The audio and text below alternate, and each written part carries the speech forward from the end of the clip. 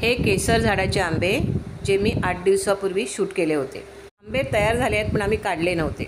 आईवडिलांना काय वाटतं की जी फळं आहेत झाडावरची ती आपल्या मुलांच्या तोंडी लागायला पाहिजेत. आमचा मोठा मुलगा परवा गावी येतो आहे आणि आता बघा पप्पा तयारीला लागलेत. कालच मार्केटमधून खोबले घेऊन आले आणि बांबूच्या काठीला फिक्स केलं आणि आता आंबे काढतायत. आज फक्त 3-4 डझनच आंबे काढले. आंबे काढायच्या अगोदर एका टबमध्ये 1 चमचा मीठ घालून त्याने ठेवलं होतं. काढलेले आंबे मिठाच्या पाण्यात आता स्वच्छ धुवून घेत आहेत. मिठाच्या पाण्यातून काढलेले आंबे नंतर कपड्याने पुसून घेतले. लगेच त्याने आंबे पेटीत भरायला घेतलेले बघून आई बोलल्या की गरम गरम आंबे पेटीत भरू नको, लवकर पिकतील. तेव्हा ते बोलले की परवा राज येतोय, त्याला खायला मिळायला पाहिजे. आंबे पेटीत भरून झाल्यावर त्याने एक झाडावरची पपई पण काढली. नंतर सॉरी वळली चिकूच्या झाडाकडे. चिकूच्या झाडावर छोटे चिकू होते तरी पण त्याने शोधून 7-8 चिकू काढले आणि तेही पिकत ठेवले.